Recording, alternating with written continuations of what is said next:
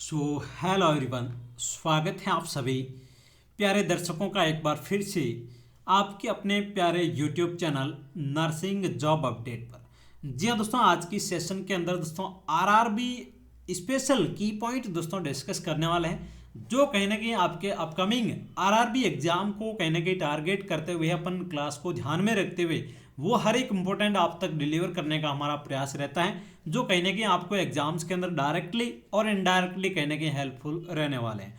आप यदि किसी की भी तैयारी कर रहे हैं, नॉर्सेट कर रहे हैं, आरआरबी, ईएसआईसी, जिपमेर, जीएमसीएच या फिर एचजीपीजीआई, आरएमएल, केजीएमयू या फिर पीजीआईसीएच, पीजीआई चंडीगढ़, जीएमसीएच चंडीगढ़, किसी भी भर्ती की, सीएचओ हो, स्टाफ नर्स हो, सभी तमाम भर्तियों के लिए दोस्तों ये क्लासेस बड़ी इंपॉर्टेंट, बड़ी इंटरेस्टिंग आप सभी के लिए रहने वाली है। मेरा वादा है आज की इस क्लास के अंदर दोस्तों बहुत ही इंपॉर्टेंट शानदार की पॉइंट दोस्तों, जो गोल्डन की पॉइंट है, पीडियाट्रिक नर्सिंग से रिलेटेड एमसीक्यू कहीं ना कहीं आपके एग्जाम्स के अंदर मिलने वाले हैं, वो अपन डिस्कस करने वाले हैं। तो क्लास को आप लास्ट तक जरूर अटेंड करें। चैनल पे यदि आप फर्स्ट बार दोस्तों विजिट कर रहे हैं तो दोस्तों चैनल को सब्सक्राइब करके बेल घंटी के निशान को ऑल पे प्रेस कर लें। क्लियर चीज़ है। आज की आपकी क्लास नंबर दोस्तों 13 यहाँ पे रहने वाली है।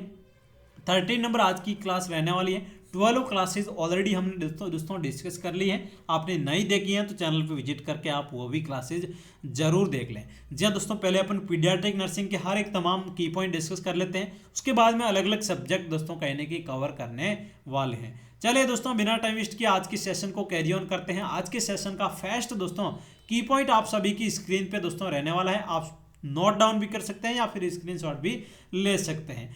एट बर्थ नॉर्मल टेम्परेचर कितना रहने वाला है? 36.5 डिग्री से लेके 37.5 डिग्री सेल्सियस आपका एट बर्थ पे दोस्तों टेम्परेचर रहता है। क्लियर चीज है। वहीं दोस्तों एडल्ट की बात करें तो नॉर्मल आपका कितना टेम्परेचर होता है? तो 37 डिग्री होता है। क्लियर चीज है। फॉरेनहाइट की बात करें तो फॉरेनहाइट में आपका 98.6 डिग्री फॉरेनहाइट आपका कहीं ना कहीं एडल्ट के अंदर नॉर्मल टेम्परेचर रहता है। उसके अंदर वेरिएशन आता है जब ये टेम्परेचर बढ़ जाता है, जिसको अपन हाइपरथर्मिया बोलते हैं, कम हो जाता है उसको हाइपोथर्मिया बोलते हैं, पायरेक्सिया की कंडीशन हो जाती है, ज़्यादा हो जाता है, उसके हिसाब से अपन अलग अलग कहीं ना कहीं डिस्कस करते हैं। आने वाली क्लासेस के अंदर तमाम वो जो फीवर से रिलेटेड क्वेश्चन है वो भी अपन डिस्कस करने वाले हैं। एट बर्थ नॉर्मल वेट की बात करें तो आपका कितना रहने वाला है? 2.5 से लेके 3.9 kg। एवरेज की बात करें तो एक नॉर्मल जो हेल्दी इंडिविजुअल होता है एट बर्थ के टाइम बेबी होता है, जिसका वेट दोस्तों 2.9 kg यहाँ पे देखने को मिलता है। ये दोस्तों वेट डबल कब होता है? डबल की बात करें तो आपका कब देखने को मिलता है? तो आपका 5 to 6 मंथ के अंदर कहीं ना कहीं वेट है वो डबल हो जाता है। वेट दोस्तों 3 गुना कब होता है? तो दोस्तों बात करें तो 9 मंथ पे आपका कहीं ना कहीं ट्रिपल वेट हो जाता है। क्लियर चीज है। चलिए नेक्स्ट वन की पॉइंट की और मूव करते हैं दोस्तों। एट बर्थ नॉर्मल हाइट कितनी देखने को मिलती है? एट बर्थ की बात करें तो दोस्तों 45 से लेके 55 सेंटीमीटर। एवरेज की बात करें तो आपका 50 सेंटीमीटर एट बर्थ पे देखने को मिलती है।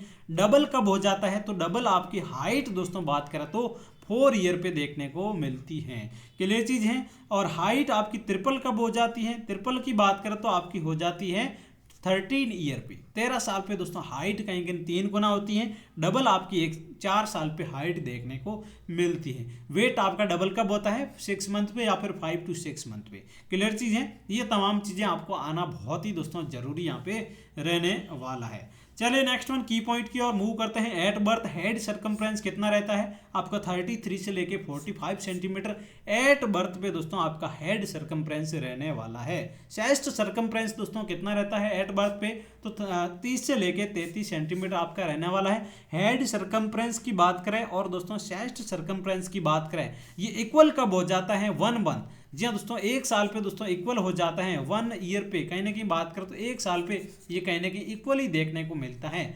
दोनों कहीं ना कहीं बराबर हो जाते हैं, चेस्ट सर्कमफ्रेंस और हेड सर्कमफ्रेंस। क्लियर चीज है। हेड सर्कमफ्रेंस आपका एडल्ट के जितना कब हो जाता है? तो आपका 12 ईयर पे कहीं ना कहीं एडल्ट के बराबर हो जाता है। नॉर्मल एक हेल्थी एडल्ट होता है उसके बराबर हेड आपका 12 ईयर पे हो जाता है।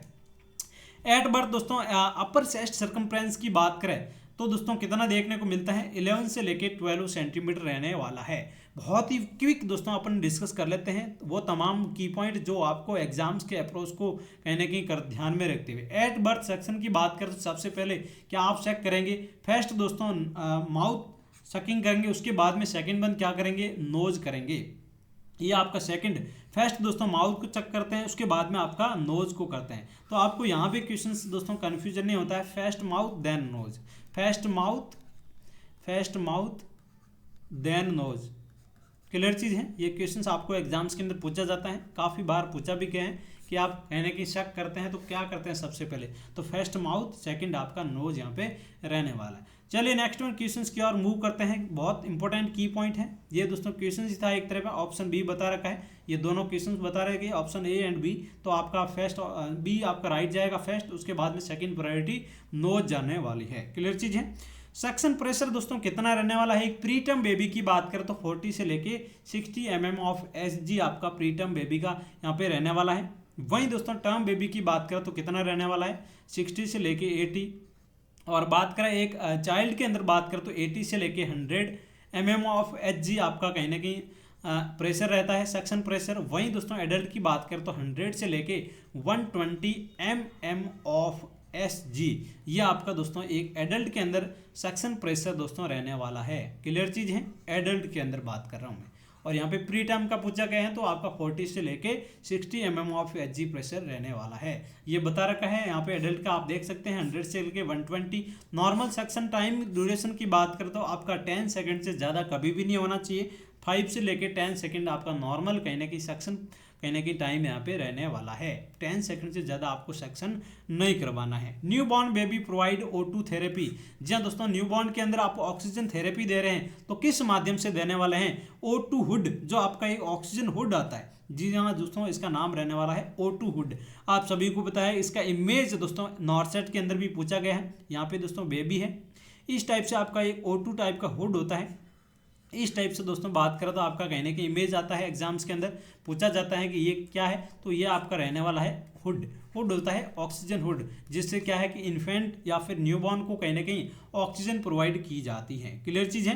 नेक्स्ट वन की पॉइंट की ओर मूव करते हैं। Complication of the O2 therapy in newborn baby.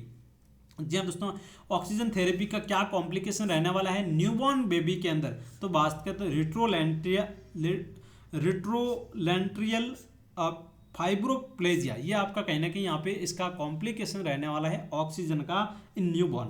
Clear चीज़ है। O2 थेरेपी के टाइम अपगार स्कोर दोस्तों डिस्कवर किसने किया गया, आप सभी को पता है कि वर्जीनिया अपगार ने कहीं ना कहीं इसकी कहने की खोज की थी, अपगार स्कोर की, वर्जीनिया अपगार। क्लियर चीज़ है। इसमें दोस्तों असेसमेंट अपन किसका करते हैं, Apgar score assess 3 body system, कहने के 3 बॉडी सिस्टम कहने के इसके अंदर असेस किए जाते हैं, जिसके अंदर बात करें तो आपका कार्डियक सिस्टम इसके अंदर असेस किया जाता है, और उसके बाद में रेस्पिरेटरी रेट असेस की जाती है, और नर्वस सिस्टम इसके अंदर असेस किया जाता है। आप सभी को पता है कि रेस्पिरेटरी एफर्ट देखे जाते हैं, न कि रेस्पिरेटरी रेट। इसमें रेस्पिरेशन एफर्ट देखे जाते हैं कि बेबी अच्छे से क्राई कर रहा है या फिर क्राई नहीं कर रहा है, उसके हिसाब से अपन मार्किंग करते हैं, आप सभी को पता है।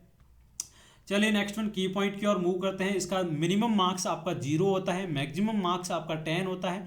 मैक्सिमम मार्क्स आपका 10 हो गया और मिनिमम आपका कितना हो गया, 0 हो गया।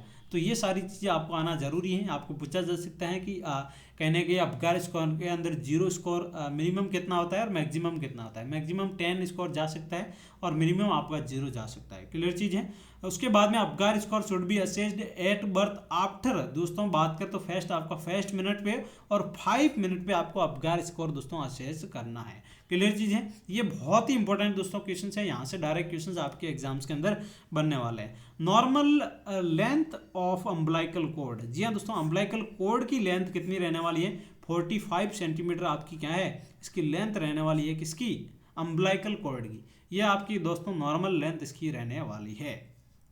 Before 4 month of gestation umbilical code blood vessel,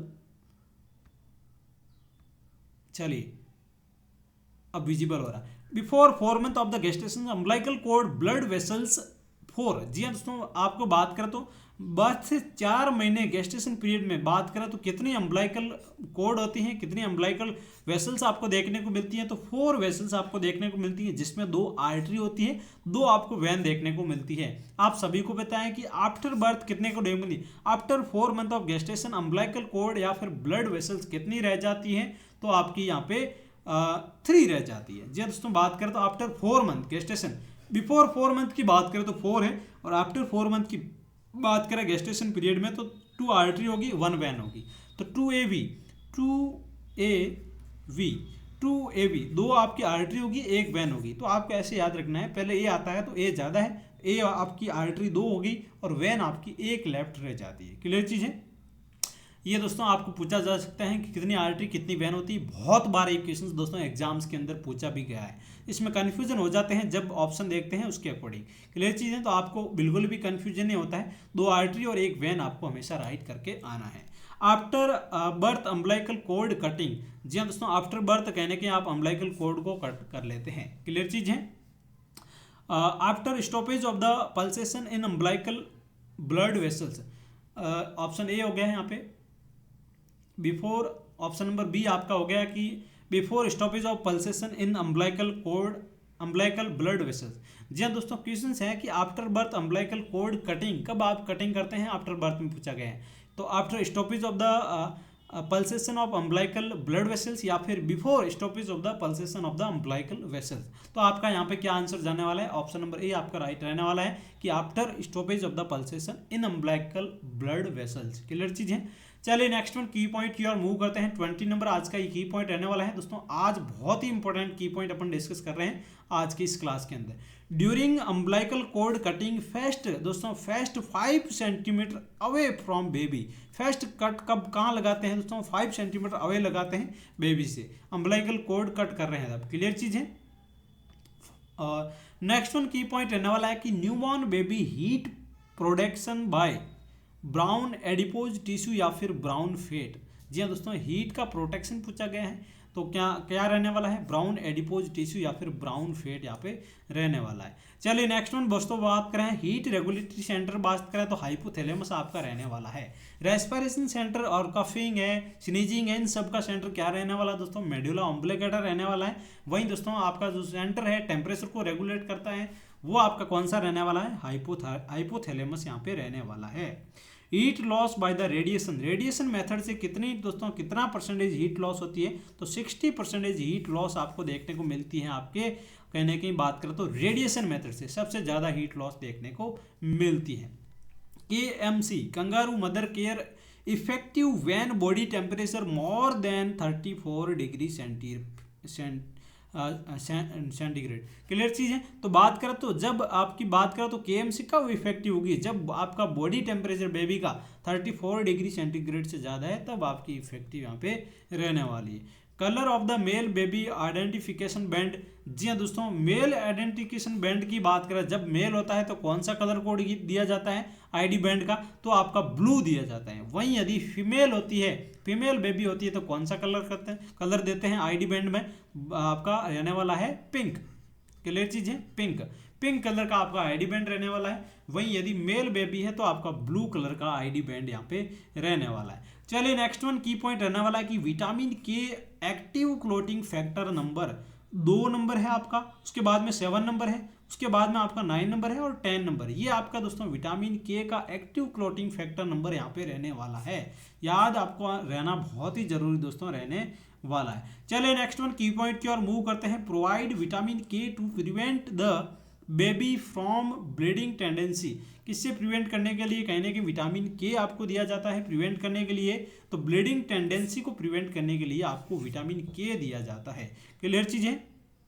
चलिए नेक्स्ट वन क्वेश्चंस की ओर मूव करते हैं। एक और शानदार क्वेश्चंस आप सभी की स्क्रीन पे आप दोस्तों की पॉइंट अच्छे से रीड करें, देन अपना आंसर कमेंट बॉक्स के अंदर भी आप पुटअप करें और दोस्तों नोट डाउन भी जरूर करें। हर एक वो इंपॉर्टेंट क्वेश्चंस हम आप तक डिलीवर कर रहे हैं जो आपके अपकमिंग एग्जाम्स के अंदर देखने को आपको मिलेगा। Term baby dose of vitamin के, जी हाँ दोस्तों विटामिन के आप सभी को पता है टर्म पे देते हैं, तो कितनी आपकी डोज रहने वाली है 1 माइक्रोग्राम 1 मिलीग्राम। क्लियर चीज है। 1 mg आपकी डोज यहाँ पे रहने वाली है 1 mg।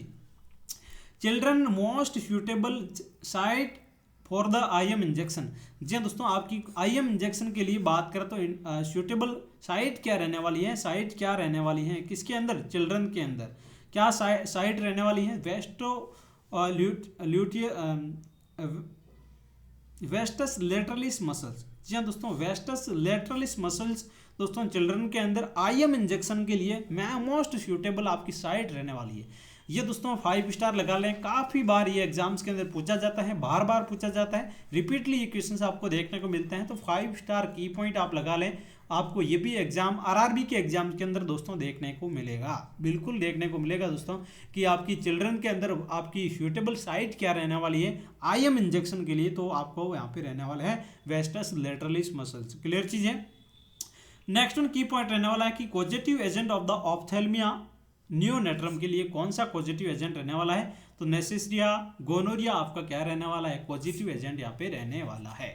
तो दोस्तों आज की इस क्लास के अंदर अपने टोटल 30 की पॉइंट डिस्कस किए हैं। आने वाली क्लासेस के अंदर और की पॉइंट डिस्कस करने वाले हैं। तो आने वाली जो क्लासेस हैं और बेहतर कंटेंट आपको डिलीवर कराएगी क्लासेज, तो आप ज़रूर वो क्लासेज अटेंड करें। प्रीवियस क्लास आपने नहीं देखी है तो ज़रूर देखें, चैनल पे विजिट करें। और जाने से पहले आप सभी के लिए पॉजिटिव थॉट हमेशा के लिए कि चिलचिलाती धूप समंदर को खोज नहीं सकती, चिलचिलाती धूप समंदर को खोज नहीं सकती, बहते हुए बहाव को रेत रोक नहीं सकती, बहते हुए बहाव को रेत रोक नहीं सकती। अगर कुछ कर गुजरने की है तमन्ना दिल में तो दुनिया की कोई ताकत आपको रोक नहीं सकती। जी हाँ दोस्तों, आज की इस क्लास के अंदर इतना ही।